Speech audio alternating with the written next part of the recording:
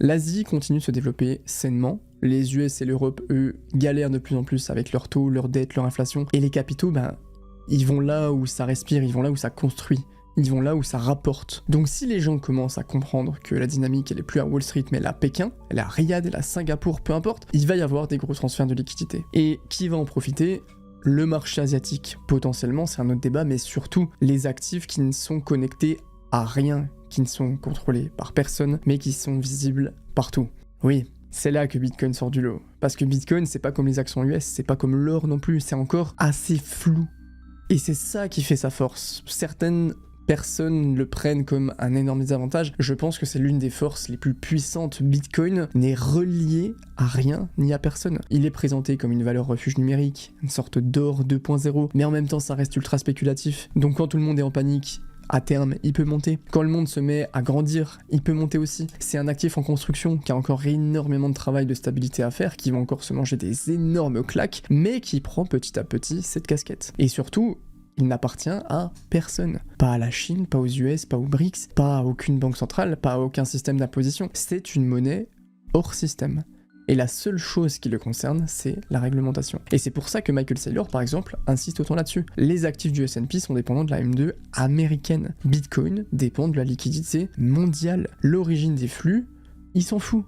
Et c'est ce qui peut faire une énorme différence. Pendant que les entreprises se mangent de nouvelles taxes, que les monnaies fiat se font diluer, que le marché des actions est sous pression, que le marché obligataire perd la confiance, lui il monte, tranquille, sans être vraiment concerné. C'est ce qui s'est passé avec le dollar et c'est ce qui pourrait se passer avec les marchés. Quand une zone faiblit, le marché se tourne vers un actif qui n'est pas impacté par tout ça. Quand la confiance meurt dans la monnaie dominante, le marché se tourne vers l'or. Quand les marchés d'actions saturent, que les blocs bougent, que la croissance change de continent, le marché regarde autre chose. Et cette autre chose, ça pourrait bien être Bitcoin et les crypto-monnaies. Et ça m'amène sur la dernière thèse que j'avais. Je vous ai parlé de Bitcoin et l'or qui étaient pour moi les meilleurs investissements de ce siècle. Je vais vous expliquer pourquoi je pense ça. Bitcoin est un actif spéculatif, ok, sauf que plus on va avancer, plus Bitcoin, selon moi, va devenir une sorte de protection macroéconomique contre la grosse instabilité monétaire qui est de plus en plus en train de se mettre en place. Plus les banques centrales élargissent leur bilan, plus Bitcoin prend du sens. Le truc, c'est que les banques centrales, elles arrêteront jamais de l'élargir, leur bilan. Parce qu'on est dans un monde drivé par la dette. Regardez l'évolution de la charte du pourcentage de la dette par rapport au PIB. On est dans une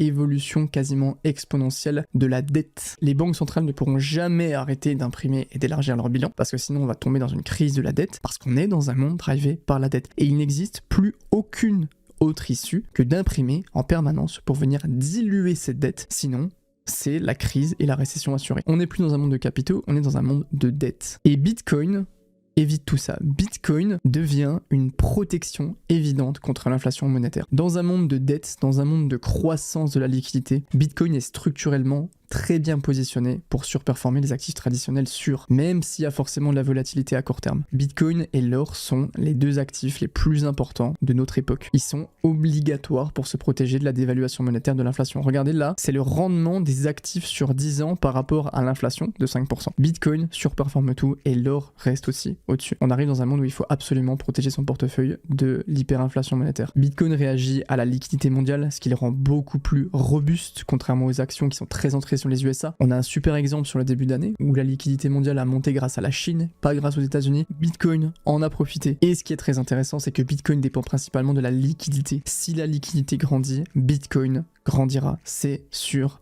et certain. Et la liquidité, on le voit, malgré le fait qu'il y ait des hauts et des bas, elle ne fait que de grandir de manière absolument exponentielle aussi. On arrive dans une ère où il faut vraiment s'adapter, où il faut vraiment réussir à protéger son portefeuille contre la dévaluation monétaire. Ça devient vraiment la base absolue. On n'est plus sur un monde de la production, du capital produit, on est sur un monde d'hyperimpression monétaire, il va falloir s'adapter. Nos devises, l'euro, le dollar, etc., perdent de la valeur. On perd du pouvoir d'achat en les conservant. Et du coup, ce qui est intéressant, c'est de mesurer le rendement annuel composé des actifs entre eux, où on peut très bien voir des trucs très très intéressants. On voit que, regardez cette charte, plus le rendement annuel composé est élevé, plus l'actif a battu la dévaluation monétaire sur la même période. Ok ? Ici on le voit, sur les 5 dernières années, Bitcoin ici a battu la dévaluation monétaire et l'inflation, et a aussi battu tous les actifs traditionnels et fait 10 fois mieux que l'inflation. Depuis 5 ans, celui qui avait du Bitcoin a gagné 10 fois plus de pouvoir d'achat malgré la dévaluation de la monnaie. Pendant ce temps-là, celui qui avait de l'euro au lieu du Bitcoin a perdu 4%. de son pouvoir d'achat. Les cryptos ont aussi battu tous ces actifs, et aussi Bitcoin pour certaines, FET, BNB, Doge, Solana. Bitcoin et les crypto-monnaies, si on va pas chercher trop loin dans les entrailles des altcoins, battent largement l'inflation. Et votre plus grand combat dans la protection de votre capital, ça devrait être de battre l'inflation. Maintenant, si on regarde sur les 10 dernières années, c'est exactement le même graphique, mais sur 10 ans. D'accord? Donc on en a eu des cycles, on a eu des bull run, bear market, etc. J'ai juste enlevé les altcoins, on les rajoutera dans les prochaines années pour les comparer. Sur les 10 dernières années, regardez, Bitcoin 64%. Bitcoin a surperformé tous les actifs et fait 12 fois mieux que l'inflation. Si jamais vous aviez du S&P, du MSCI, du CAC 40, de l'euro et des actions chinoises, vous étiez largement en dessous de l'inflation. Et donc vous perdiez du pouvoir d'achat même si le S&P montait. On avait les actions indiennes, l'or, le MGK et le Nasdaq, mais Bitcoin est largement au-dessus. On veut investir dans des actifs qui battent l'inflation, qui nous permettent d'acheter plus de choses avec le temps qui passe. En 2000, pour ceux qui étaient à la conférence Crypto Recherche, vous reconnaissez normalement cette charte d'une certaine personne avec un bandana. En 2000, il fallait 1600 onces d'or pour acheter un 100 mètres carrés sur Paris. Ok, 1600 onces d'or. Regardez la charte blanche.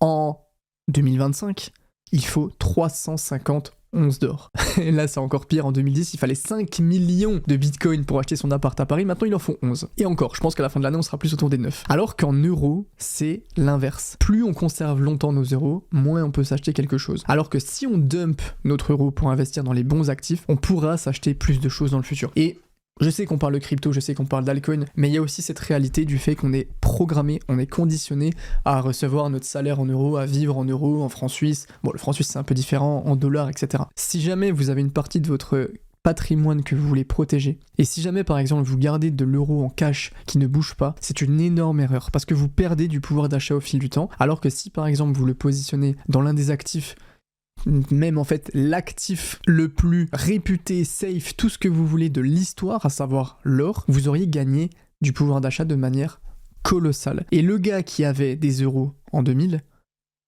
par rapport au gars qui avait de l'or, le coût d'opportunité de simplement là où on alloue son patrimoine, et je parle même pas de Bitcoin ou des altcoins parce qu'il y a du risque, mais le coût d'opportunité est colossal. Donc faites attention à ça, et c'est aussi la raison de pourquoi je me tue sur Crypto Recherche pour vous faire du contenu toutes les semaines. C'est que l'une de mes thèses long terme, c'est que Bitcoin et les crypto-monnaies, certaines crypto-monnaies, sont notre meilleure option pour conserver notre capital sur le long terme. Sauf que pour capitaliser sur cette thèse, il faut vraiment se créer une discipline et appliquer des règles à long terme. Par exemple, pour moi, ça va être réduire les mouvements, acheter moins, acheter plus fort par contre. Quand les périodes sont stratégiques, avoir une répartition plus conservatrice. On arrive dans un monde où il y a du bruit de tous les côtés. Maintenant, il y a l'IA. Le bruit est présent. Les publications, les articles sont faits par IA. On va en avoir partout. Notre cerveau va être subjugué. C'est pour ça qu'il faut absolument, on a parlé, avoir des thèses long terme et se concentrer sur les cryptos majeurs, sur Bitcoin, sur l'or, sur les actifs qui nous permettent de nous protéger de l'inflation. On enchaîne avec le troisième point de ce sujet. J'essaye aussi de faire des points un peu plus globaux, surtout quand il se passe rien sur le marché, parce que en fait on peut faire des x5 sur Maple, si au final on ne sait pas où allouer notre capital, on va finir par le perdre. Et c'est là où c'est très tricky, c'est qu'il faut des thèses court terme et des thèses long terme. Et ça c'est vraiment pas facile. Alors attention, j'achète des altcoins, j'aime les altcoins, je pense qu'on va faire des gains avec les altcoins, mais je l'ai toujours dit, une partie de mon portefeuille est en Bitcoin, et je différencie Bitcoin du reste des altcoins, parce que pour moi Bitcoin est là pour les minimum 30 prochaines années, à un prix beaucoup plus haut au fur et à mesure des années. Bref, le meilleur move qu'on puisse faire, c'est de continuer d'acheter du Bitcoin, peu importe à quel point c'est dur et c'est inconfortable sur les prochaines années. Là, c'est confortable d'acheter du Bitcoin, il est à 106 000, tout le monde dit Bitcoin est bien meilleur que les altcoins, machin. Donc c'est très confortable d'acheter du Bitcoin. Mais à un moment, ça ne le sera plus. Et c'est ce moment-là où il faudra garder ça en tête. Parce que c'est là que se créent les vraies légendes, les mecs. Quand t'étais à 16 000, c'était dur. Hein. J'étais là. Hein. C'était très très très dur d'acheter du Bitcoin. Quand Solana était à 7 $, j'étais là. C'était très dur. Vraiment, c'était très très dur. Mais voilà.